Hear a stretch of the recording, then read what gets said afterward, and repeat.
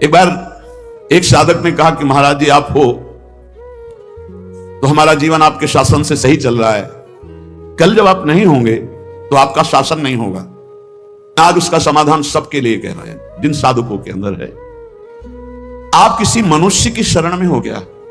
पहला हमारा प्रश्न है उन साधकों से जिनके हृदयों में यह बात है कि अगर सामने से ये शरीर चला जाएगा तो हमारी साधना बाधित हो जाएगी, हम एक असहाय असमर्थ अनाथ हो जाएंगे।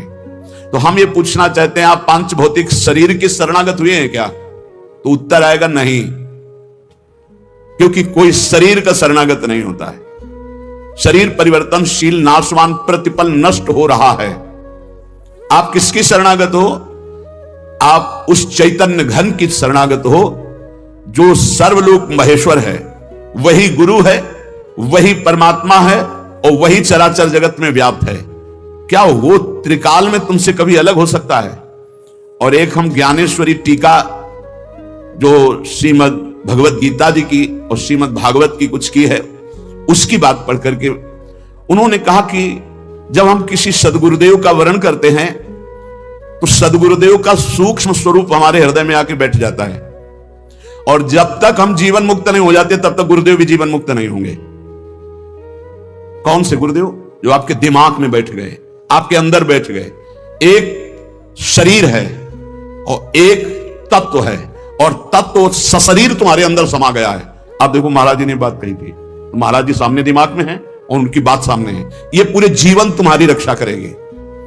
और भरण पोषण ना कुछ हमारा था, ना है, न रहेगा। प्रभु हमारे हैं, प्रभु का सब कुछ है, प्रभु का सब कुछ था और वही सब कुछ करते रहेंगे।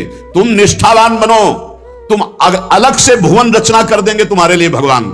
एक छोटे मोटे स्थान की बात क्या, अलग से तुम्हारे लिए भुवन रचना कर देंगे। यदि गुरु निष्ठा वाले हो तो विश्वास कर लेना, पहले तुम्हारा विश्वास का परीक्षण होगा और परीक्षा में पास हो गए तो भुवन के भुवन तुम्हारे कर देंगे। अनंत ब्रह्मांडों के मालिक हैं। तुम अपनी जीवन की परवाह करते हो, इसका मतलब तुम शरणागति में अभी कलंक लगा रहे हो।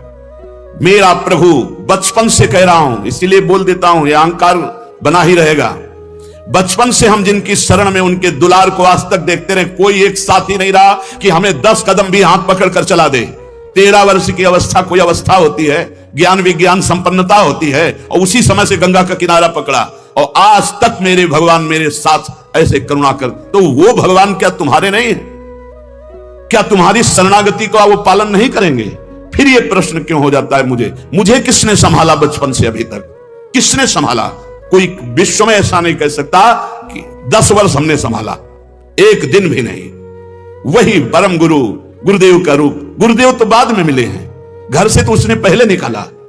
सूक्ष्मता से देखिए, उस जगत गुरु ने घर से निकाला वैराग्य दिला के, उस जगत गुरु ने भ्रमण कराया, फिर गुरु रूप से मिले, फिर हमको सतमार्ग में चलाया, फिर अंतर ध्यान हो गए, फिर सदगुरु रूप से आगे मिले, फिर पला, फिर सदगुरु रूप से आगे, वो आगे आगे बढ़ता चला जा रहा है। वही परमात्मा तत्व, वो क्या तुम्हारा नहीं है?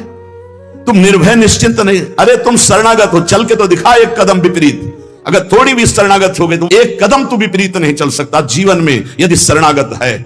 और जो शरणागत है तो माया मां की तरह दुलार करती है, मां की तरह। हमारी बात को समझ लेना, माया उनको विघ्न डालती है जो सूरवीर होकर के माया को जीतना चाहते हैं, और जो माया को मां मानते हैं, मां की तरह दुलार करती, वो भगवान को प्राप्त हो जाते हैं। माया कभी बाधा नहीं पहुंचाती। इसीलिए हरिदासों में कहीं भी माया का प्रभाव नहीं देखा जाता। वो तब होगा जब कीन हो इसका बहु अभिमाना, सुख होवन चा कृपा निधाना। अगर अभिमान रहित होकर दैन्य भगवान की शरण में तो माया है ही नहीं, वो मां है। देखो सियाजू के लिए क्या कह रहे हैं रघुनाथ जी मनु जी से, आदि शक्ति जय जग उपजाया सो अवतरी मोरिया माया। वही हमारी जननी है, वही हमारे सर्वस्व हैं। वो पालन पोषण करके भगवान से मिला देती, वो श्रृंगार करके भक्ति का भगवान से मिला देती। बाधा तब पहुंचती जब अहंकार होता है और माया पर विजय प्राप्त करने की बात होती, तब प्रश्न खड़ा हो जाता है। और जब भगवान के अधीन हो जाते हैं तो माया मां की तरह दुलार करती हुई भगवत प्राप्ति करा देती है। निरस्त त्रैगुण्यम, वृंदावन में रहने मात्र से निरस्त हो जाते तीनों गुणों के प्रभाव, सतोगुण रजोगुण तमोगुण, इनसे ऊपर त्रिगुणातीत प्रिया प्रीतम के प्रेम की प्राप्ति होती है। हरि रसद पुण्यम, ऐसा यहां वास मात्र से सुकृत होता है। वास मात्र भजन है। हमारी बात को बांध लो, कुछ भजन ना हो तो भी पड़े रहोगे तो तुम्हारा सच्चा भजन भगवत प्राप्ति करा देगा। यह सच्चा भजन होगा। चद्दर में 4 कोने हैं, एक कोना पकड़ के घसीट लो, पूरा चद्दर आ जाएगा। उपासना रूपी चद्दर के 4 कोने हैं, नाम रूप लीला धाम।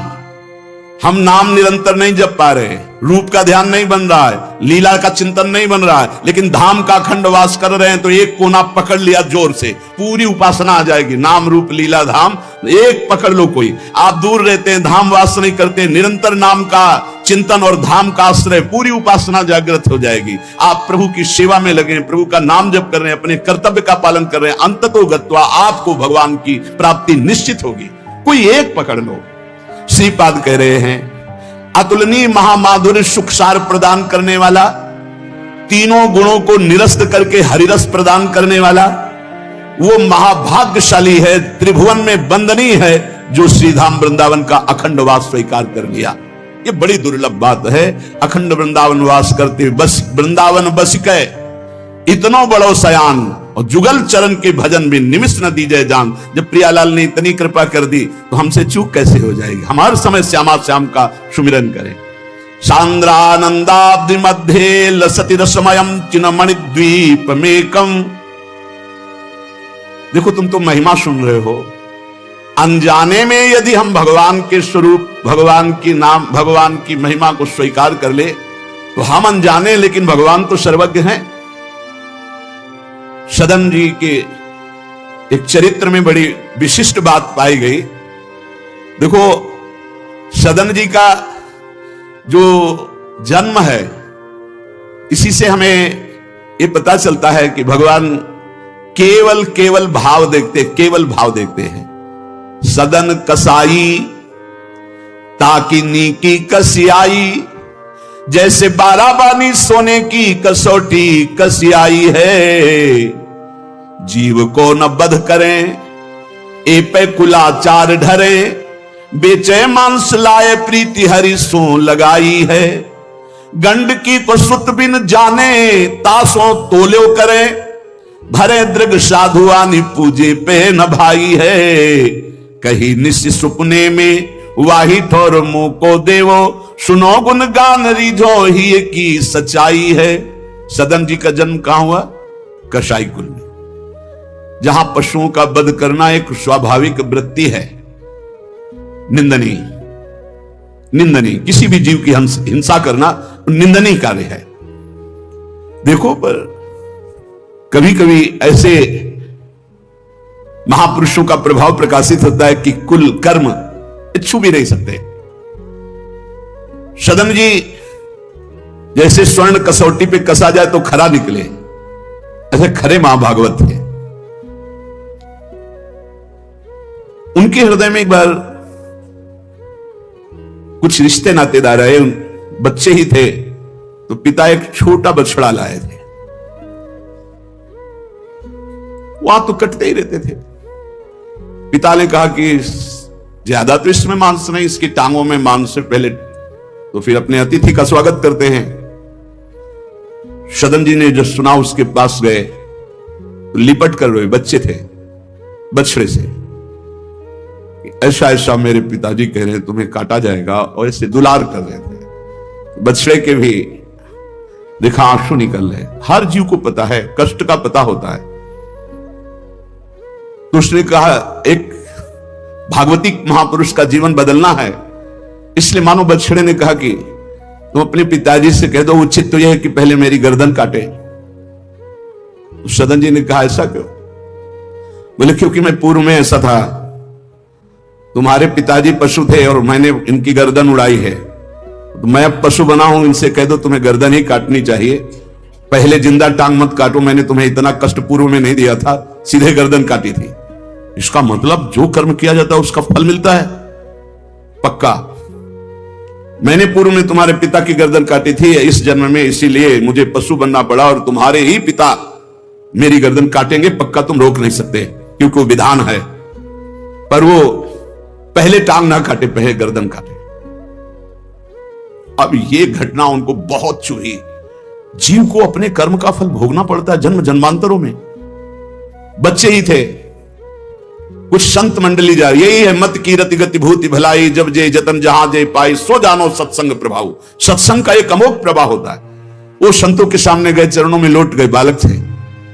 संत जनों ने उठो उठो बच्चे, तो रोते हुए बोले कि हर कर्म का फल जीव को भोगना पड़ता है, कोई ऐसा साधन है जिससे कर्म का फल ना भोगना पड़े और जीवन मुक्त हो जाए, जीव मुक्त हो जाए? उनका भगवान का निरंतर नाम रटना, श्री हरि हरि नाम निरंतर रटे और स्वयं किसी जीव को कष्ट ना दे और संतों का संग करता रहे तो जीवन मुक्त हो जाएगा। बस छोटे से बालक सदन जी में बात बैठ गए, बस अंदर शुरू कर दिया, हरि श्री हरि श्री हरि श्री हरि। संतों की बात मान ले तो परम पद जेब में है।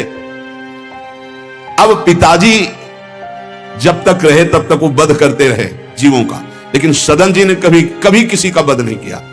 वो कुल परंपरागत मांस खरीद लाते और उसी को मुनाफा करके बेचते और परिवार का पोषण करने लगे। एक दिन ये रास्ते में आ रहे थे तो किसी साधु का बटुआ ढीला होगा तो शालिग्राम भगवान गिर पड़े थे। इन्होंने उठाया कि अच्छा चमकता हुआ कोई पत्थर है, शालिग्राम भगवान को लाए तो उन्होंने अंदाज में कि आधा 1 किलो के वजन का काम तो करेंगे, तराजू में रख दिया। हरि श्री हरि श्री हरि श्री हरि, हर समय नाम जपना, ये तो बचपन से शुरू था संतों की कृपा से, और भगवान से अंदर से समर्पण था। ये नहीं जानते थे कि शालिग्राम भगवान है, देखा ही नहीं था कभी भगवान के शालिग्राम रूप को। अब जैसे कोई कहता कि 5 किलो दो तो 5 किलो शालिग्राम बन जाते, 2 किलो तो 2 किलो दो। अब तो बहुत बढ़िया काम की बाट बदलने की जरूरत नहीं, एक ही बाट में जितना मांगो उतना दे दें और ठीक वजन उतना ही होता, कभी किसी को संशय नहीं हुआ। एक दिन वो संत समागम करते ही थे तो एक संत भगवान आए। कोई इनके यहां ये भेद नहीं मानता था कि अमुक कुल के, क्योंकि इतने महाभागवत थे। संतों के चरणामृत लेना, उनके पास बैठकर सत्संग करना, तो संत जन इनके यहां आकर के बैठते थे। इनके यहां आकर के थोड़ी देर भगवत चर्चा, बड़े उच्च कोटि के भाव सदन जी के प्रकाशित थे। तो एक संत भगवान ने देखा कि ये तो बड़े सिद्ध शालिग्राम है, इनमें तो चक्र का चिन्ह भी है और ये इससे मांस तोलते हैं। अश्रुपात होने लगे संत जी के, ऐसा अनर्थ करते हो तुम, भगवान के भक्त हो। संत जी ने सदन जी से बताया कि जानते हो तुम्हारे बांट नहीं है, स्वयं शालिग्राम भगवान है, और इतना घृणित कार्य कि तुम इनसे एक तरफ मांस और एक तरफ शालिग्राम, बड़ी बड़ी उनको व्यथा हुई।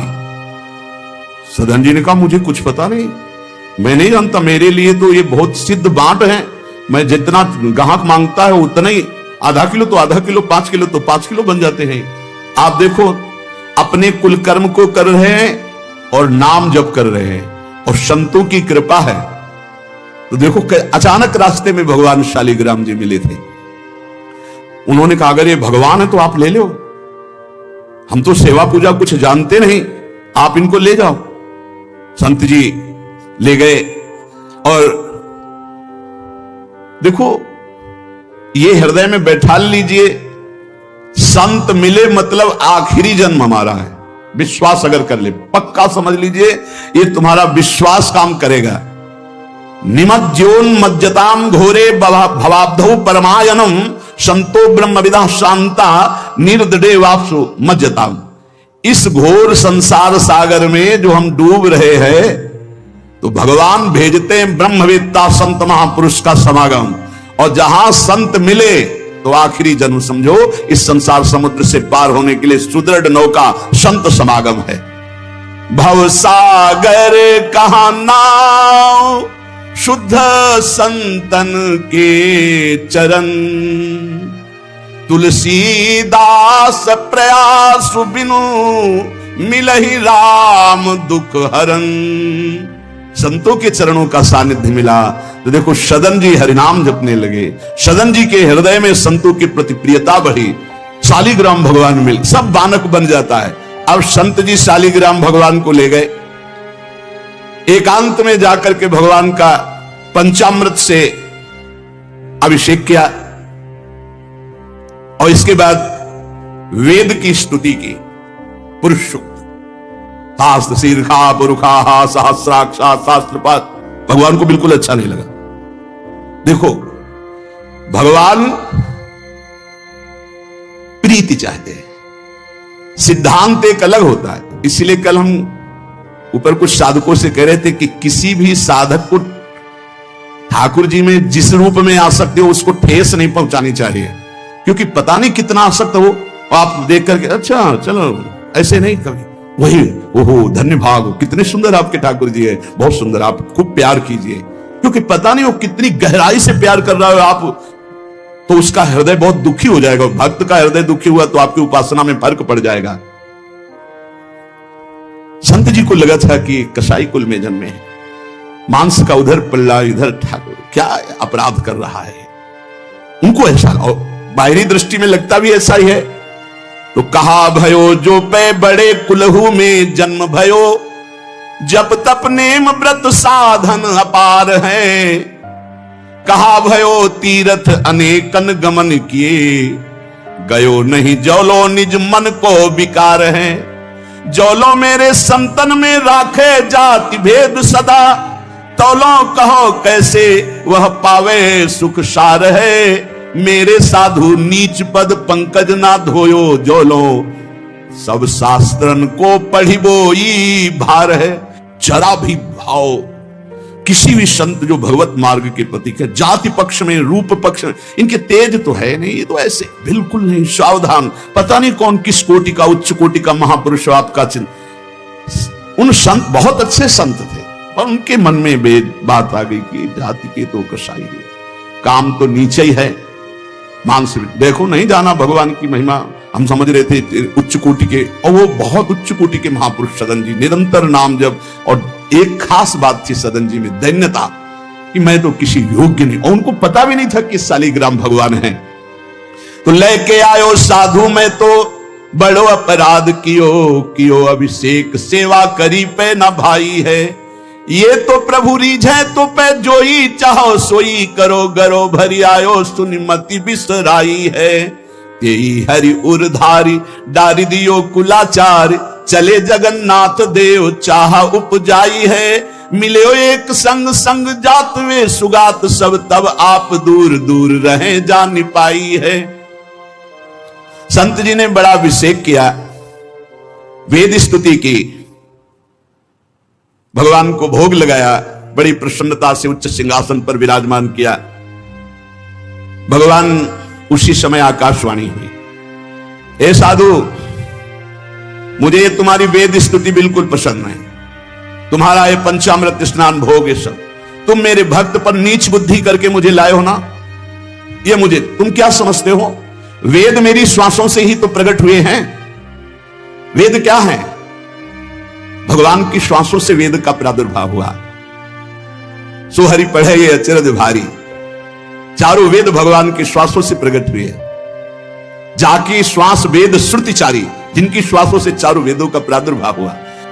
मैं वेद की स्तुति और गंगाजल से उतना प्रसन्न नहीं होता जितना मैं अपनेपन के भाव से, मेरे सदन जी हैं और मैं सदन जी का हूं, मैं बिल्कुल तुम्हारी सेवा से प्रसन्न, मैं अपराध मानता हूं कि तुम वहां से मुझे लाए हो।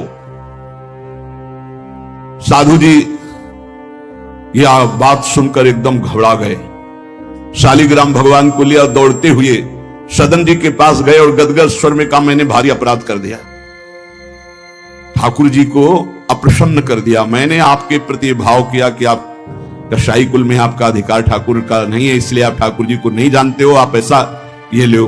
ठाकुर जी अप्रसन्न हो गए हमसे, हमने तो पंचामृत से गंगाजल से सब अभिषेक किया, पुरुष सूक्त का पाठ किया, ले इस श्री ठाकुर जी को आप स्वीकार करो। विधि पूर्वक सेवा से ठाकुर जी प्रसन्न नहीं हुए, अपनेपन से ठाकुर जी को सबसे ज्यादा अपनापन, प्रेम भाव। सदन जी शालिग्राम भगवान को अब जो देख रहे हैं वो दूसरा भाव है, ये भगवान है, मुझे तो अभी तक पता ही नहीं था। साधु जी जब चले गए तो कहा, अब तौलने के काम में तो नहीं, एक सुंदर नवीन कपड़े में ऐसे गले पे लगा लिए, ठाकुर जी गले पे डाल दिए। भगवान रीझते हैं भक्त की अपनेपन की प्रीति में, जो चाहे वो प्राप्त कर सकता है, सिर्फ अपनापन प्रभु को चाहिए। हम यही कहते हैं बार बार कि अपनेपन पे कुल्हाड़ मत चलाओ, विश्वास पर कुल्हाड़ मत चलाओ। साधना बने ना बने, लेकिन हमारे माई श्यामा जी को राज पार हो जाओगे। हमारी बात मान लो। श्री जी सिर्फ अपनेपन को देखती है, सिर्फ अपनेपन को। अवगुण करे समुद्र सम गणत ना अपनो जान, राय के संभजन को मानत मेरु समान। श्री सदन जी ने निज हृदय से लगाया और आंसू बहने लगे कि प्रभु मुझे तो आपका ज्ञान ही नहीं कि आप भगवान हो। आंसुओं से अभिषेक हो। नाथ अभी तक तो मैं आपको जानता नहीं था, बड़ा अपराध हुआ, लेकिन आज मैं, जब आप हमें इतना प्यार करते हैं, जब साधु ने बताया कि मुझे भगवान ने कहा है कि मैं जितना सदन जी को प्यार करता हूं, उनकी मैं भावना से प्रसन्न, तुम्हारी सेवा से नहीं, उनको अद्भुत वैराग्य हो गया। बोले आज के बाद घर परिवार में ही नहीं रुकूंगा, अब केवल भगवान का होकर वैराग्य भाव से जीवन भगवान को समर्पित करता हूं। शालिग्राम जी गले में टांगे और कहा पहली यात्रा जगन्नाथपुरी, पहले जगन्नाथ जी के दर्शन करूंगा जाकर, पूरा जीवन अब भगवान के लिए। भगवान देखो कैसे कृपा करते। बचपन में संतों से उपदेश मिला, नाम जब शुरू किया, ऐसे उच्च कोटि के महात्मा के ऐसा कार्य करने पर भी सब संत उनके यहां जाते थे, और उसका परिणाम हुआ कि घोर वैराग्य युक्त होकर भगवान के अनुराग में घर से चल दिए। श्री सदन जी कुटुंब परिवार कुल व्यापार सब छोड़कर जगन्नाथ जी के दर्शन के लिए चले। कुछ दूर चलने पर यात्रियों का समुदाय दिखाई दिया जो जगन्नाथपुरी जा रहे थे, तो उनके संग हो गए।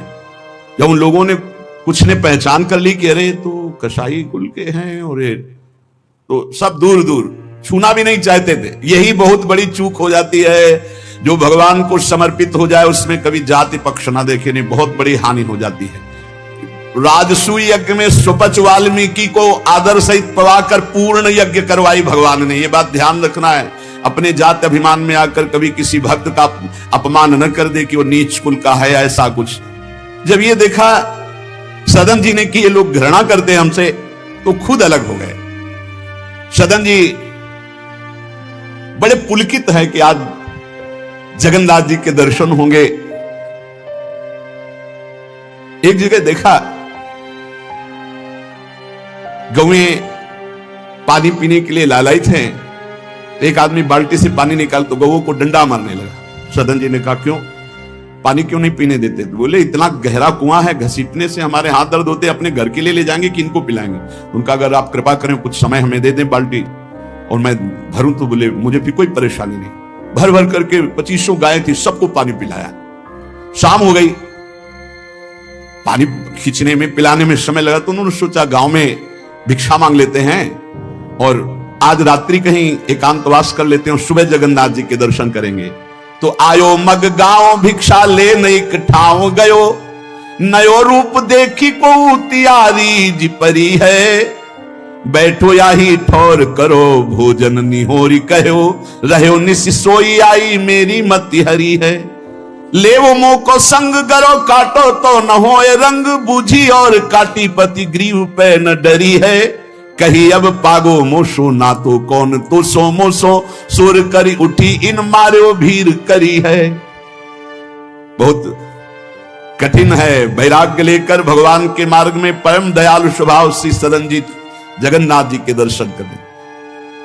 रास्ते में एक घर में आवाज लगाई भिक्षाम दे। भगवान की लीला, एक स्त्री निकली भिक्षा लेकर, देखा रूप, तो जो भगवान का नाम जब करते हैं, भगवान आश्रित होते हैं, उनका रूप अलौकिक होने लगता है। एक दिव्य आकर्षण होता है जो सबके चित्त को आह्लाद प्रदान करता है, क्योंकि आनंद स्वरूप भगवान का निरंतर चिंतन होता है। उसके प्रभाव से मुखाकृति में एक अद्भुत लावण्य, एक अद्भुत आकर्षण होता है।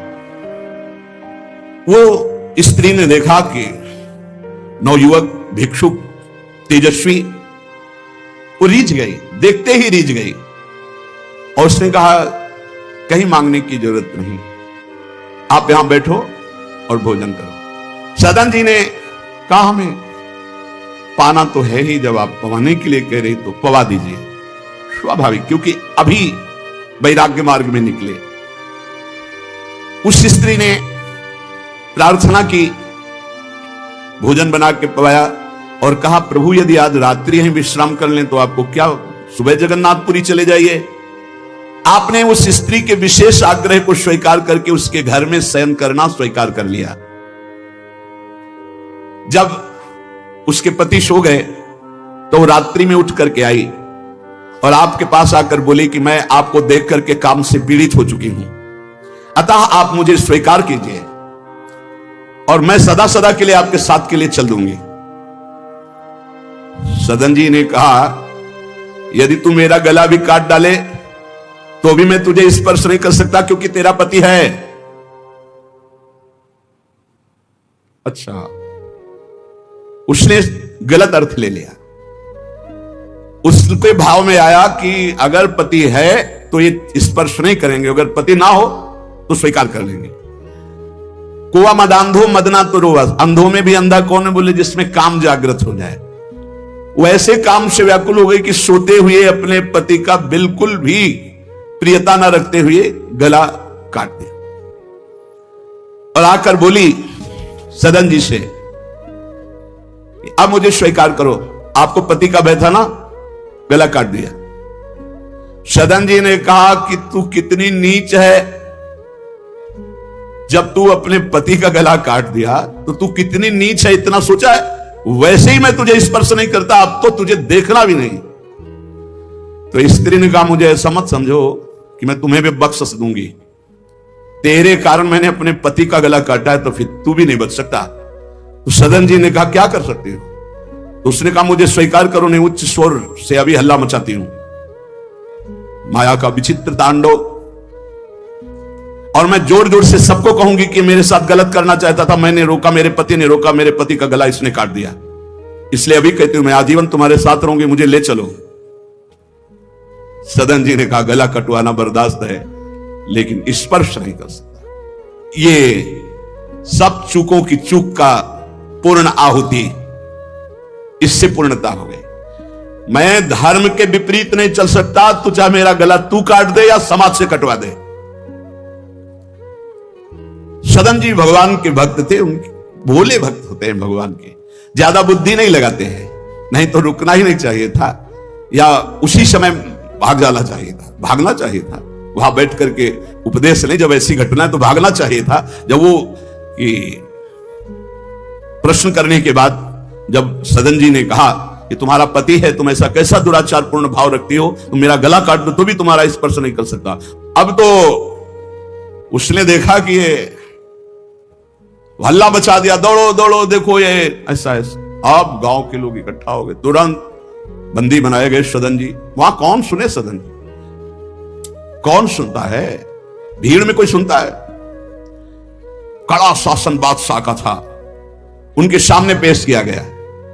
हाकिम पकड़ पूछे, कहे हंसी मारो हम, डार्यो सोच भारी, कही हाथ कत डारी, कट्यो कर चले हरि रंग मांझ ढिले, मानी जानी कछ चूक मेरी यह उर्धारिये, जगन्नाथ देव आगे पालकी पठाई लेन, साधना सो भक्त कहा चढ़े ना बिचारिये, चढ़ी आए प्रभु पास सुपनों सो मिट्यो त्रास, बोले दे कसौटी हूं पे भक्ति विस्तारिये। जब सामने बादशाह के पेश किया गया सदन जी को, पूछा गया स्त्री से, क्या दोष है इनका? बोले साहब, ये हमारे प्रति गलत भाव रख रहे थे, मेरे पति ने मेरी रक्षा की, इन्होंने पति का वध कर दिया, फिर मेरे साथ तो मैंने हल्ला मचा दिया, फिर ये बंदी बनाकर आपके सामने ले गए। सदन जी से पूछा तो हंस दिया, उस स्त्री की तरफ देख के हंस दिया कि भगवान क्या लीला करना चाहते हो। और सदन से पूछा, तुमने ऐसा किया? तो बोले, जो ये कह रही वही सत्य है। उन्होंने विचार किया कि जन्म जन्मांतरों में हमारे कोई पाप हैं जिनका निस्तार भगवान करवाना चाहते, नहीं तो ऐसा क्यों लीला करते। उन्होंने कहा, जो ये कह रही है वही बात मानी जाए। सहम गई स्त्री कि है क्या, वो भक्त को क्या जाने, विरोध नहीं किया सदन ने, यह धैर्यवान भगवान के भक्त का। उन्होंने कहा, जो ये कह रही है, क्योंकि जो ही प्यारो करे सोई मोहि भावे, जो ये कह रही थी। भगवान के रहस्य को जानने वाले भक्त ऐसा ही। श्री गदाधर भट्ट जी कथा करते थे, अपार भीड़ एकत्रित हो जाती, वृंदावन में आगरे से लोग सुबह भाग भाग करके अपार भीड़ सत्संग। तो एक कल्याण सिंह जी थे, बड़े जमींदार धनी, और सत्संग का प्रभाव है कि जितेंद्रियता, वैराग्य, भगवत प्रीति ये बढ़ती है। तो जब से उन्होंने सत्संग सुना तो ब्रह्मचर्य का नियम ले लिया, पत्नी से बात नहीं करते थे। अब घर गृहस्थी में तो यही संसारिक सुख है। कई महीने हो गए वो अपने राज का जो सत्संग में भाग जाना, सत्संग से आना, बस एकांत में भजन करना। पत्नी ने देखा कि कई महीने हो गए, हमारी तरफ देखना भी नहीं, बातचीत नहीं, ये कहां जाते हैं, कौन है ऐसा? तो पता चला गदाधर भट्ट जी क्या। बोले हमारी जिंदगी का कांटा है वो, बड़े सुख चैन से जीवन कट रहा था जब से सत्संग में गए। अरे दक्ष ने साप दे दिया नारद जी को इसी बात के लिए, साप दे दिया। 2 घड़ी से ज्यादा कहीं तुम टिक नहीं सकते, जाओ साप देता हूं। तो नारद जी ने कहा 24 दूनी 48 मिनट में तो हम बड़ा काम कर लेंगे, तुम साप दे दो कोई बात नहीं। उसने सोचा कि मैं ऐसा मुंह काला करूं गदाधर भट्ट जी का कि कोई सुनने ही ना जाए, तो जब ये कथा नहीं सुनेंगे तो फिर हमसे प्यार करने लगेंगे। इसी ताक में थी कि कैसे क्या करूं। तो देखा उनकी गली में एक भिखारिन मांग रही थी, फटे पुराने कपड़े पहने, गर्भवती थी। फौरन बुलाया और सोने की असरफियां दी। अरे वो तो गली में मांगने वाली सोने की असरफियां मिली। अरे मालकिन तो उनका एक काम है, जितना तू धन कहेगी तुम्हारे परिवार वालों को दूंगी, बस एक काम कर, तू जा करके कथावाचक, जहां मेरे पति कथा सुनने जाते हैं उनका नाम गदाधर भट्ट है, वहां जाके बीच सभा में कह दो कि वैसे तो रोज आते थे और जब से ये हो गया तब से आ नहीं रहे, इसका पालन पोषण कौन करेगा। बस वो समझ गई थी इतने में सब भक्तों की श्रद्धा खत्म हो जाएगी। गली गली मांगने वाली उसको इतना स्वर्ण मुद्रा मिल गई, वो फूली हुई गई और कहा पंडित जी, पूरी सभा ऐसे लगी थी, नजदीक जाके जब ये नहीं रहा था तब रोज आते, तो जब से गर्व रह गया तो आना ही बंद कर दिया, इसका पालन कौन करेगा। बोले बैठो बैठो, बहुत दिनों में आए, बैठो, जिसने गर्भ दिया वही इसका पालन भी करेगा, तुम चिंता क्यों करती हो। खुश खुश शुरू हो गई कि यार ऐसा बड़े त्याग वैराग्य, बड़े उच्च कोटि के महापुरुष गदाधर भट्ट जी बड़े त्याग वैराग्य की बातें करते हो, ये हालत है पीछे की। अरे कुछ लोग कहने लगे हम तो कहते ही थे, शोरगुल शुरू हो गया। और कुछ भक्त थे जो प्राण समर्पित किए थे, उन्होंने कहा ऐसा नहीं हो सकता, ऐसा कदापि नहीं हो सकता, कोई षड्यंत्र रचा जा रहा है। तो उनमें एक बहुत श्रद्धावान और समर्पित थे, उनको बिल्कुल चैन नहीं पड़ा। सोचा अगर सामने से कुछ तो फिर हमारे ऊपर गदाधर भट्ट जी की, और वो समता प्राप्त पुरुष, जैसे सदन जी ने कह दिया जो ये कह रही वही सत्य है, ऐसे उन्होंने कहा कि तुम चिंता क्यों करती हो, जिसने गर्भ दिया वही पालन करेगा, बैठो तुम आराम से सत्संग सुनो। सामने ऐसे तिरछी चितवन से जाकर उसको बुलाया, गदाधर भट्ट नहीं देख पाए, नजदीक गई, पीछे मंच के ले गए, कहा सत्य बोल, कभी तो जानती इनको, कभी मिली है। वो घबरा गई क्योंकि 10 लोग पीछे पहुंच गए जो श्रद्धावान थे, बोल सच्ची। तो उनका मैंने तो कभी देखा ही नहीं है इनको, ये हमारे पास क्या आएंगे। खोल के दिखाई, इतनी असरफियां मुझे मिली हैं और इससे ज्यादा मिलेंगी, इस बात के कारण मैंने सोचा मेरे परिवार का। अरे तू परिवार के पोषण की सोच रही, लाखों की श्रद्धा की बात है, किसने दिया। बोले कोई कल्याण सिंह है उनकी पत्नी। कल्याण सिंह ने जे सुना, गदाधर भट्ट जी ने रोका, सत्संग का मतलब क्या है, बोले सभा में बोल। गदाधर भट्ट जी ने कहा कुछ कहने की जरूरत नहीं है, इस भगवान से प्रेरित है।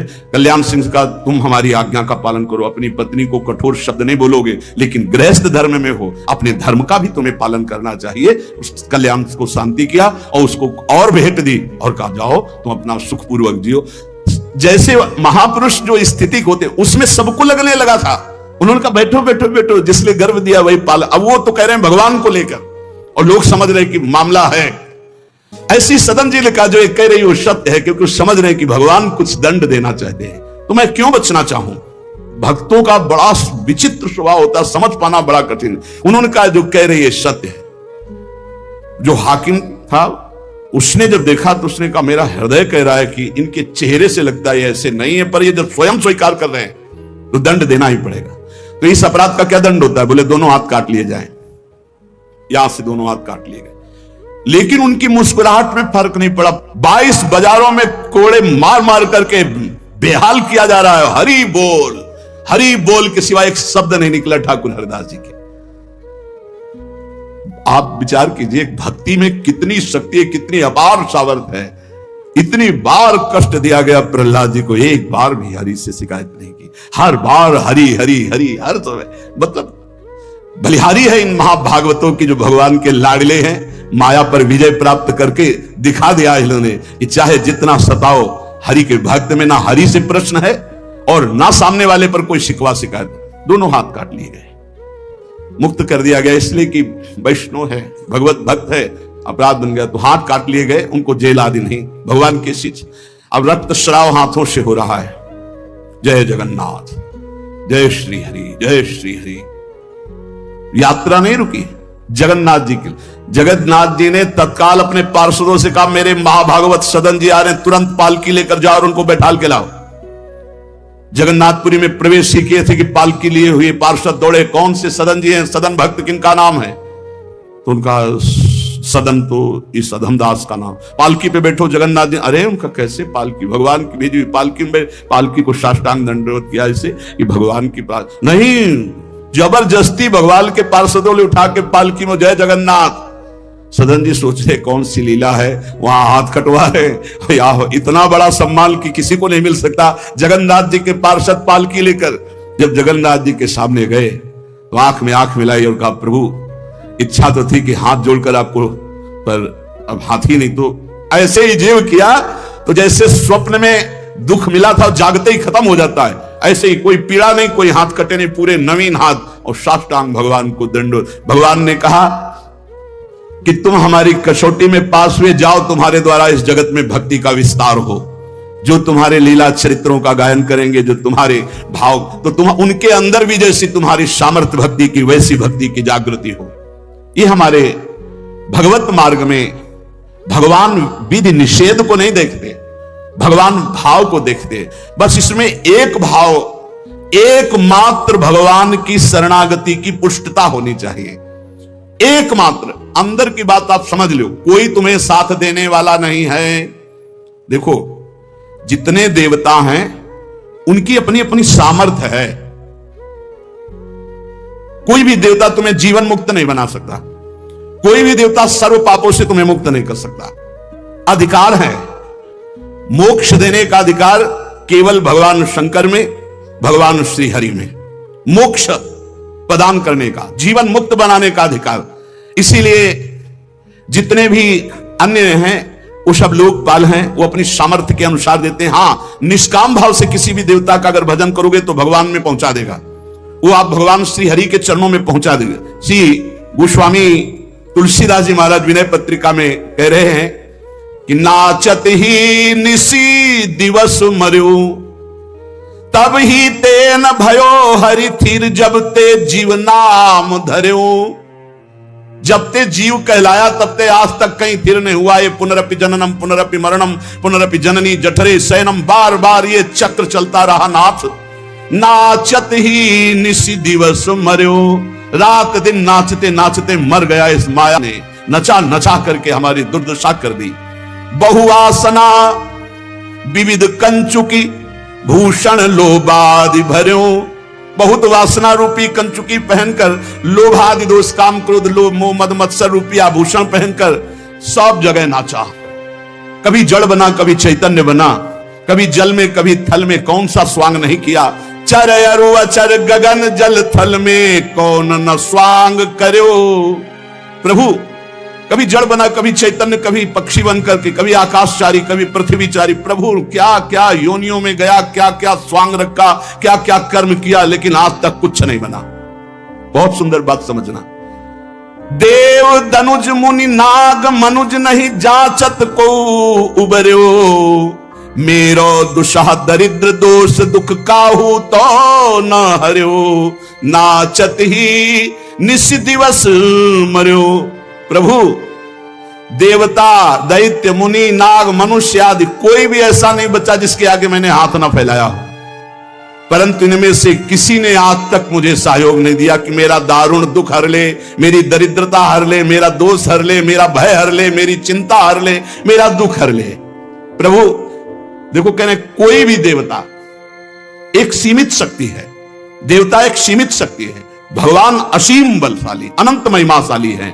किसी ने मेरो दुषा दरिद्र दोष दुख काहू तो न हर्यो, थके नयन पद पान सुमति बल संग सकल बिछुर्यो, अब रघुनाथ शरण आयोजन भव भय विकल डर्यो।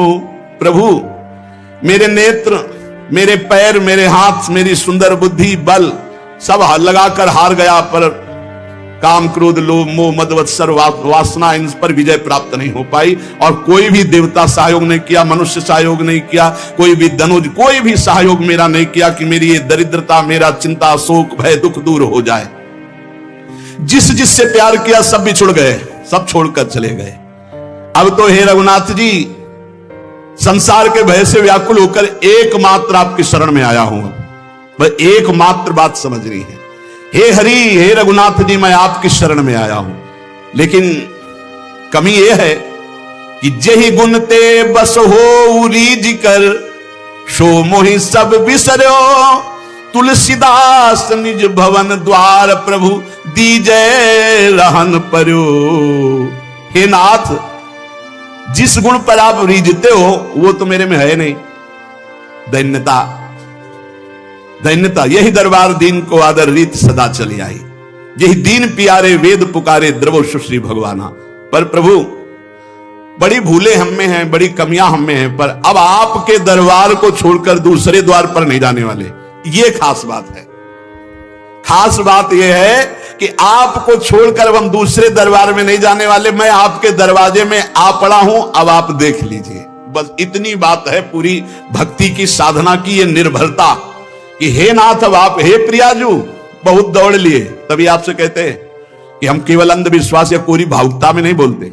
बहुत दौड़ लिए, दौड़कर थक गए। जब थक गए तब प्रियाजू ने कहा, देखो ये ठौर है जहां शांति और विश्राम मिलता है। उस ठौर पर जब पहुंचे तो उस ठौर का नाम है राधा, राधा, राधा, राधा, परम विश्राम। अब एक ही बात हमारी अगर पकड़ पाओ, कुछ बने ना बने, तुम्हारे अंदर एक अहंकार आ जाए, हमारे माई श्यामा जी को, बस ये बात तुम बैठा लेना, भी बाद में देख लेना। ये बात अगर भूलोगे नहीं तो वृंदावन की भूमि से बैठ करके कह रहे हैं कि ये बात वो बात है जिसे श्री स्वामी हरिदास जी महाराज कह रहे हैं, कहा काओ एक जीव सखीरी बात की बात की बात। ये बात की बात की बात तुम्हें बात बात में पहुंचा देगी निकुंज में।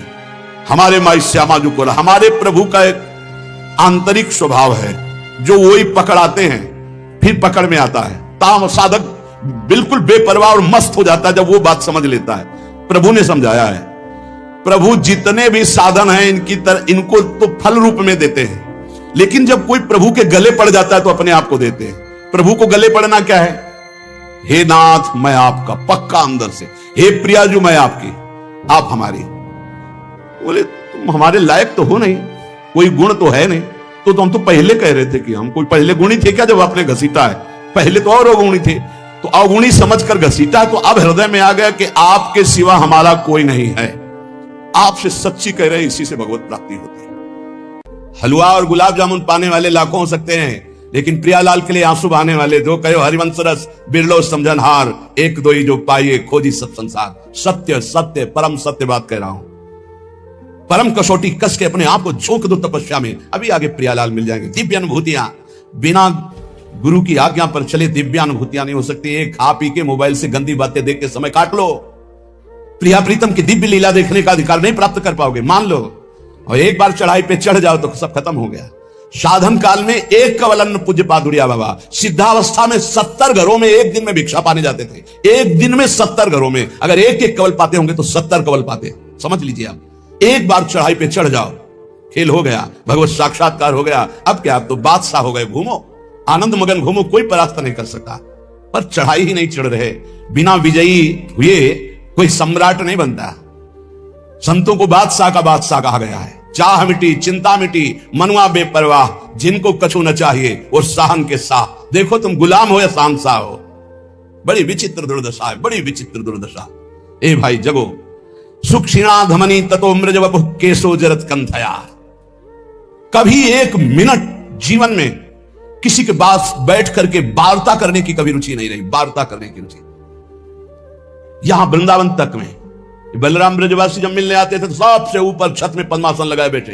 कभी जब दृष्टि खुलती तो देखते हाथ जोड़े खड़ा है, ए बाबा कुछ पाया है कि नहीं, ये ले ले प्रसाद, पा लेना। हाँ ठीक है भैया, रख दो, अब आप जाओ। कभी विश्वास कीजिए, प्रपंच, वार्ता, हंसी मजाक, मिलना जुलना, आग लगाओ अंदर। ये दूसरे के समझाने से नहीं होता है, खुद की आग से होता है। नई अवस्था है आपकी, या परमार्थ में चल रहे हो, चाहे गृहस्थ हो चाहे विरक्त हो। ये पेट बढ़ने का मतलब है साधन विहीन जीवन कर लेना। सिद्ध पुरुषों के पेट बढ़े तो आनंद तोंद है, आनंद उनकी कोई बात नहीं। अभी कुछ देखा ही नहीं है, बढ़ने लगा है चर्बी और मांस और ये सब। बिल्कुल नहीं, बिल्कुल नहीं। 18 से 48 तक घोर तप में जीवन, फिर आगे जो सिद्धावस्था आ जाएगी आपको देख लोगे कैसी आनंदमयी वृत्ति होती। हमारी प्रार्थना मान लो आप सेवा में रत रहें, लेकिन निरंतर चतुराशी जी नाम जब मंत्र जब चलता हुआ, और जब समय मिले फौरन आसनों पे बैठ जाओ। 2 घंटे 3 घंटे विश्राम, बस आसनों पे बैठ करके ही अपना समय व्यतीत करो। जवान हो, ब्रह्मचारी हो, भगवत मार्ग के पथिक हो। ततो मृज वपुः, कभी शरीर में साबुन, तेल, सांसारिक वस्तुएं इनका प्रयोग मत करो। वैसे प्राय नहीं करते, मत प्रयोग करो। कह रहे कि अमृज वपुः, ये साबुन लगा लगा करके इसके चमड़ी को चिकनी करके क्या तुम्हें संसार को दिखाना है? किसके? साबुन घोर रजोगुणी वस्तु है, शरीर में नहीं कभी लगाना। अगर कभी जटा आदि की बात आती है धोने की, तो सात्विक वस्तुएं आती है, रीठाट आदि ऐसी घोर के डाल लो, जल डाल लो, उचित साफ हो जाती है। जीवन में कभी नहीं, गंगा मैया की कृपा से वो अपने आप निर्मल, ऐसे कहीं भी तेल का कभी प्रयोग ना हो तो कभी जू नहीं पड़ सकते, ध्यान रखना। कभी जटा में कोई कीड़ा नहीं पड़ सकता यदि आपने तेल का प्रयोग नहीं। किस बात का तेल का प्रयोग करना है? क्यों? चमड़ी चिकनी करनी है? अब तो भाई सेटिंग फेटिंग सब पता नहीं चलता है कि क्या साधुता है, क्या बैरागी की पद्धति, क्या नियम, कुछ पता ही नहीं चलता है। धातु स्पर्श करना बैरागी को मना है तो 14 अंगूठियां पहने। बड़ा लगता है, बड़ा विचित्र लगता है। साधुता का बहुत सर्वनाश होता चला जा रहा है। संन्यास मार्ग और धातुओं की अंगूठी, साधु और वचन की निष्फलता, बिल्कुल झूठे शब्द बोले जा रहे। साधु बेस रख के तब तक क्या है, परमार्थ का क्या स्वरूप समझा जाए? साधु के वचनों पर विश्वास होता है। आप आएंगे, जी कह दिया कि हां, तो 5 मिनट पहले उपस्थित वहां रहेंगे। अगर बाधा हमारे पहुंचने में पहुंच रही तो सूचना पहले पहुंच जाएगी। क्षमा कीजिएगा, अमुक समस्या के कारण। साधु के वचन ही होते। अमार्जित शरीर केवल जल से धुल लिया, बस। गंदी होनी चाहिए चमड़ी, पागलों जैसी स्थिति शरीर की बना। कभी दोनों कपड़े नए नहीं होने चाहिए, एक पुराना जरूर होना चाहिए। नीचे का पुराना, ऊपर का नया, ऊपर का पुराना तो नीचे का नया। एक साथ कभी नए वस्त्र मत धारण करो, जो एक मर्यादा है उससे चलो। ततो अमृज वपुः, बस केवल जल से पवित्रता के लिए धो लिया, मल करके शरीर धोने की जरूरत नहीं, जल डाल लिया पवित्रता के लिए। और कह रहे केशो जलत कंठया, बालों को कंघा मत फेरो, जटा रूप में परिवर्तित करो। श्रीपाद कह रहे, आज्ञा करें। किसी किसी का स्वभाव होता है महीने, 1.5 महीने, 2 महीने में बना लेना, वो बराबर। 2 ही मार्ग हैं, एक जटा रखना, एक पूर्वाभ्यास। इस शरीर का रहा है 10-12 वर्ष में मुड़वा ले तो मुड़वा ले, 10-12 वर्ष तक कैसे पड़े रहने का। किसी किसी का अभ्यास होता है, जैसे पूज्य गुरुदेव भगवान प्रति 2 महीने में। 2 ही पद्धतियां हैं। वस्त्र कंथया कौपीनेन च चीरखंडक कृते, 2 लंगोटी 2 अछला, एक ऊपर का ओढ़ने का। जब तक ये फट न जाए, कोई दे रहा है तो स्पर्श किया जाता है, उसकी मर्यादा है। हमें नहीं चाहिए, ऐसे नहीं बोला जाता। कोई दे रहा है तो पहले उससे लिया, माथे से लगा लिया, फिर वापस कर दिया। बहुत अच्छा। जो सुलझा हुआ, अभी एक कर्नाटक से सन्यासी जी आए थे, उनको वस्त्र दिया, लिया, माथे पे लगाया, और बहुत जो शास्त्र सम्मत साधु संघ के एक उनके आचरण प्रमाणित होते हैं। ऐसा नहीं कहा मुझे नहीं चाहिए, लिया उन्होंने, माथे पे लगाया, सुंगा भी, फिर उनको दे दिया। नहीं चाहिए हमें, हमारे पास है, बस साधु है। बहुत अच्छा लगा, बहुत अच्छा लगा। शरीर कैसा बोले, एक एक नस के एक बार चढ़ जाओ प्यारे, एक बार चढ़ जाओ। इस अध्यात्म की ऊंचाई पर पहुंचने के लिए एक बार अविद्या को छीड़ करो। ये शरीर अविद्या है, अविद्या, घोर अविद्या। इससे प्रीति मत करो, मत करो। यावत स्वस्मिदम कलेवरम यावत चतुरे। जरा कैसे सच्चाई से, यार हमारी इच्छा है एक बार, हमने सभा में इसीलिए आज बात रखी, हमारी इच्छा है एक बार प्राणों की परवाह छोड़कर एक बार ऐसे साधन में लगो जिससे प्रियालाल की प्राप्ति हो, जिससे प्रियालाल की दिव्यता हो, और उस दिव्यता से हम जगत मंगल कर सके। एक दिन बलराम ब्रजवासी ने कहा, बाबा तुम हो तो चल रहा है, सत्संग सुनने को मिल रहा है, तो आप चले गए तो फिर क्या होगा? उनका ये बगीचा है हमारी श्री जी का लगा हुआ है, इसमें कोई ना कोई तो तैयार करेंगे श्री जी। वही बात तैयारी की, हृदय में की, बिना तप के, बिना साधना के सब नौटंकी नाटक होता है। प्रवचन करना, ये 4 को रिझाना, हाँ बहुत नौटंकी नाटक। क्या समझते हुए देने वाले जो आते हैं ना, संसार के भोगों को देते हैं, ये पैर पुजवाते हैं, ये चाकरी करवाते हैं, साधुन से करवावे सेवा, नरक जाते हैं। बहुत गंदा संसार का सब। उठो और अपनी दिव्यता को पहचानो और ऐसी शक्तियों को संचय करो कि ऐसे कभी न करना पड़े। हम चाहते हैं कि अध्यात्म की ऊंचाई पर हम चढ़ावें। हमारी बात मान लेना, अगर ब्रह्मा की भी ताकत नहीं कि तुम्हें गिरा दें। हम आपको बहुत बड़े बल से संयुक्त होकर कह रहे हैं, पर हमारी आज्ञा पर चलने के लिए बस। गुरुदेव भगवान कह रहे थे कि बस मान लो, जान जाओगे, सुनना मत किसी की, मान लो मेरी बात। अक्षरशः गुरु के वचन परम सत्य। तुम किसी की सुनना मत, अर्थ मत पढ़ना, जान जाओगे अपने आप। मान लो मेरी बात, लगे रहो नामवाणी में, लगे रहो नामवाणी में, सब जान जाओगे। वो एक एक अक्षर महाराज का बिल्कुल साक्षात्कार होते हैं जीवन में, एक एक अक्षर। कौपीनवंता खलु भाग्यवंता, बहुत बड़ा भाग्यशाली होता है जो कौपीनवंता। लंगोटी धारण करने का मतलब समझते हो? लंगोटी लगा लिया तो काछ वाछ मन निश्चल राखे, धन धन जननी तेरी रे। ये फिर हम आ गए उसी लाइन पर, बार बार कहें, ये जिनके पास मोबाइल हो, टच वाला, इस दुश्मन को छोड़ो।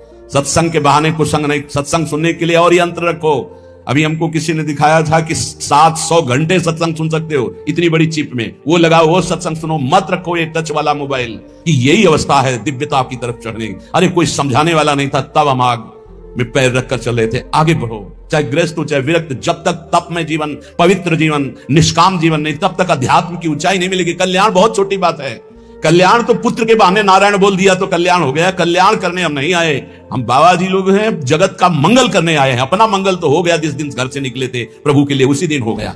एक बार कोई भगवान की शरण में हो जाए तो आजीवन निर्वाह करते। हमारा उद्देश्य जगत मंगल, सतरति सतरति सालोकांतार्यति। कैसे प्रियालाल का प्रेमी जन होता है? बोले सुक्षीणाधमनी ततो अमृज वपुः केशो जरत कंथया। एक एक नस नाड़ी दिखाई दे रही है। ततो अमृज वपुः, कभी शरीर साफ नहीं करते, बस स्नान कर लिया, मन लगा हुआ है, ऐसे रज लगी हुई। केशो जरत, जटाएं बन गई हैं। बहुत बड़ी स्थिति के लिए तुम लोगों को श्री जी ने निकाला है घर से। अब चूकना नहीं। अब ये प्रमाद स्थिति मुझसे सही नहीं जाएगी, आपकी प्रमाद स्थिति नहीं सही जाएगी। उठो। केशो जरत कंथया, हर साल नए कम्बल, हर साल नए वस्त्र, हर साल नई वस्तु। अरे कभी तो रोको कि मुझे नहीं चाहिए, तो मुझे शीतलता लगे, नहीं चाहिए। कंबल से सर्दी थोड़ी रुकते हैं जवान साधु। ब्रह्मचर्य, तपस्या, आसन, इनसे सही जाती। कभी जिंदगी में स्वेटर, गरम साल, बनियान, ये सब कभी जिंदगी में नहीं। ये तो अब शरीर स्वस्थ है, भगवान जैसे रखे, कभी नहीं। पूछ लेना, बस बलराम ब्रजवासी हैं कि जब बहुत सर्दी थी, बोले बाबा का व्यवस्था करें तुम, अगर कर सकते तो अपने, तुम्हारे यहाँ गेहूं का व्यापार होता है आटे का, उसका बोरा ले आओ। तो बोले सिल के ले आएंगे, शाम के ले आया, वही ओढ़ते थे। एक कुशासन पड़ा है, बोरा डाल लिया ऊपर, समय काट लिया अपने। 2 बजे से परिक्रमा शुरू वृंदावन की। ये परिक्रमा, नाम जप, साधना, ये सब दिव्यता भगवत प्राप्ति के लिए है। कौकुनेन चीर खंडक कृते, कपड़ा जब तक पहनने लायक हो तब तक दिखावटी नहीं होना चाहिए। हम कभी कल परसों एक साधक से कहा, बहुत है एकदम मलिन, हम कहा देखो दिखावटी नहीं, इस स्थिति में मलिनता हो तो ठीक है वस्त्र की, लेकिन दिखावटी नहीं। दिखावटी दिखता है, अच्छे कपड़े ऊपर जब हैं तुम्हारे पास, ऊपर डालिए, एक नीचे मलिन पहनी। दिखावटी मत कीजिए कि कोई कहे कि तुम बहुत वैराग्यवान हो, दिखावटी नहीं, वो अंतर की स्थिति दिखाई देती है। और कह रहे शांत स्वभाव से समस्त दंदों को सहना। ये भाई, इस शरीर को जितना तुम ढीला करते जाओगे उतना ही आपको परास्त करता जाएगा। कैसे आनंद की अनुभूतियां अनुभव करोगे जब शरीर ही राग में फंसे हुए। ये अंदर खजाना है, आनंद का खजाना है। चिल्ला चिल्ला कर रो पड़ोगे, इतना आनंद है, आनंद का रुदन। लौटो, देह भाव से लौटो, अपने अंदर लौटो। हमारी बहुत अंदर कल से चिंतन चल रहा है, लौटो, व्यर्थ का समय नहीं। ये जो समय चल रहा है, आप ये समझ लो किसी युग में ऐसा समय नहीं चला जैसा अब चल रहा है। कलिकाल में तो चलेगा ही नहीं, ये तो केवल अभी कुछ वर्षों का समय चल रहा है बस। ये समय आया है आनंद लूटने का, भगवत प्राप्ति का। लूट लो, भगवत प्राप्ति कर लो। ना पीछे समय था और ना आगे समय ऐसा रहेगा। बहुत बढ़िया समय है इस समय, बहुत बढ़िया समय भगवत प्राप्ति के लिए। मान लो, नहीं पछताओगे। चुपचाप इसमें कह रहे हैं, चीर खंडक कृते नाड्योति सौम्याकृति तूष्णी का सकला धमाधम। सबसे मैं नीच हूं ऐसा मानकर, इवात्यंतम विदूरे चरण, जहां विषयी पुरुषों की वार्ता हो रही, विषय भोगों के दूर हटकर शांत एकांत चिंतन। क्या बोले? श्री राधा पद दास्यलीन हृदयो, श्री किशोरी जी के चरणारविंद की दास्ता में हृदय लीन है। वृंदावने श्याम कृति, कोई ऐसा वृंदावन में कृतार्थ करने वाला, ऐसी रहनी से रहने वाला। ये आपको कौन सी अब बाधा है? क्या क्या आपको कौन रोक रहा है उत्तम स्थिति प्राप्त करने के लिए? किसी भी बड़े महापुरुष का चरित्र पढ़कर देखो, बिना तप के कुछ नहीं, बिना तप के कुछ नहीं। तप में जीवन व्यतीत हो। रसगुल्ला कभी खत्म नहीं होंगे, कभी भोजन के अच्छे अच्छे जो पदार्थ कभी खत्म नहीं होंगे। ये माया है, माया ये बढ़ाती चली जाएगी। क्या खाओगे? रोज खाओ, रोज खाओ, रोज मरो, कुछ नहीं है इसमें। आओ अपने संयम में आओ, 1 रोटी 2 रोटी का नियम बनाओ, रात दिन भजन में, तो आप समेट पाओगे, तब समेट पाओगे। तप को जितना एकत्रित कर लोगे उतना ही प्रभाव आपका पड़ेगा जगत मंगल के लिए। ये साधु वेश केवल जगत मंगल के लिए। मान लो मेरी प्रार्थना अपना कल्याण, तो ये पैसा इकट्ठा करने के लिए, पेट भरने के लिए, आराम व्यवस्था के लिए नहीं। मरना है यार, क्या आराम, मरना है क्या? सजाओगे इस शरीर को चिता में रख करके, इसे लकड़ी की तरह जला दिया जाएगा। बिल्कुल बिल्कुल सावधान। ये सत्संग केवल भगवत प्राप्ति के लिए, केवल भगवत प्राप्ति के लिए। श्रीपाद कह रहे हैं कि वीक्षे दिव्यालिक्ष लक्षै स्थिर चर सुषमाम सौरभम घ्राण लक्षै जिघ्राम्या कर्णये च श्रवण वितति विस्त्वद गुणान्नत्युदारां पत्कोट्या त्वयि यतेयं यदि चकर शिरः कोटिभिस्त्वां नमेयं नो तृप्तिर्मे तथापि प्रीतम परमानंद वृंदावनाद्य। वृंदावन अब आपकी कृपा हो गई है तो ऐसा लगता है आप कृपा करके हमें लाख नेत्र दे दो। लक्ष्य लाख नेत्र, तो मैं आपकी शोभा को देख पाऊं। 2 नेत्रों से नहीं देख पा रहा, ऐसी दिव्य शोभा है। पर इस दिव्य शोभा को देखने के लिए चाहिए एक तो भगवान कभी अनुकूलता ना दें। भर्तरी जी से जब भगवान शंकर प्रसन्न हुए, प्रकट हुए, तो कहा वरदान मांगो। तो उन्होंने कहा प्रभु कभी मुझे जीवन में सम्मान न मिले और सम्मान से कभी भिक्षा न मिले, ये वरदान दीजिए। भर्तरी चक्रवर्ती सम्राट थे। समझो, कभी भगवान अनुकूलता प्रगट की न दे, साधना की दे। प्रगट भोगों की अनुकूलता कृपा करके न दे, सदैव प्रतिकूलता देते रहे जिससे हम भगवान की तरफ बढ़ते रहे। कुछ ऐसे विज्ञ साधक हैं, 3 वर्ष हो गए अभी तक कूलर नहीं लगाया। गर्मी में जब हमें पता चला तो आज आदेश किया उसको तुरंत व्यवस्था। उसने कहा नहीं, हम अपना स्वभाव नहीं बिगाड़ना चाहते, आप आज्ञा करेंगे तो पालन करेंगे, पर हमारा यही आंतरिक भाव कि हम अपना स्वभाव नहीं बिगाड़ना चाहते। धन्यवाद, चलो। जब अपने मार्ग में चले ना तो हमको भगवान ने प्रतिकूलता ही दी। यही पड़ोस में हमारे कमरे की बिजली काट दी गई थी। क्यों? ईर्ष्या इतनी प्रबल। जानते हो कितना आनंद होता है? थोड़ी देर पसीना से लथपथ, फिर पूरा शरीर शीतल, ना ऊपर छत में जाना, ना कोई यंत्र, और कोई अगर वो एक छोटा सा पंखा ऊपर लगा था आश्रम की व्यवस्था से, तो भगवान की कृपा से जहां से हमारे कमरे का कनेक्शन था बिजली काट दी। पूरी गर्मी, सर्दी, बरसात सीधे प्रकृति का वार सहो। देहातीत स्थिति में जो आनंद है वो इन सुविधाओं में नहीं है। नरक है सुविधाएं, नरक। पापी पुरुष भी एसी में बैठा है, पापी पुरुष भी।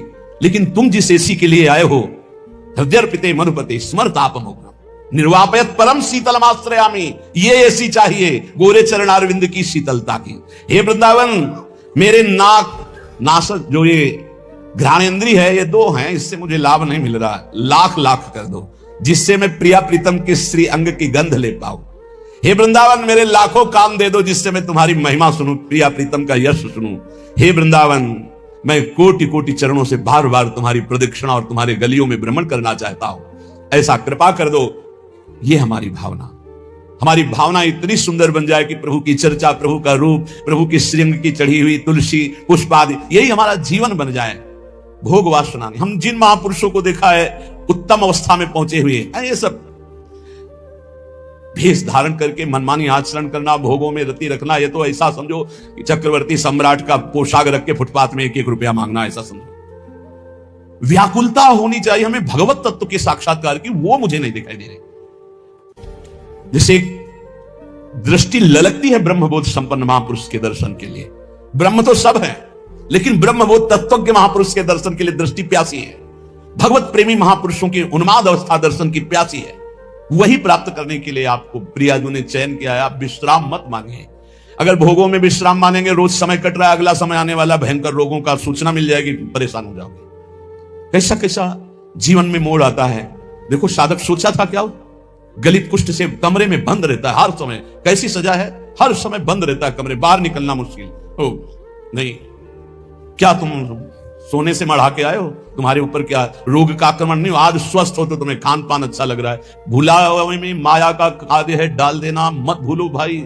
ऐसी ऊंचाई में पहुंच जाओ कि तुम्हें दुख कोई छू ना पाए। यहां कोई भी किसी तरह से सुखी नहीं है, इसका नाम दुखालय मृत्यु लोक है। आप लोग तो समझ जाओ, आप लोग तो उठो इस भाव से।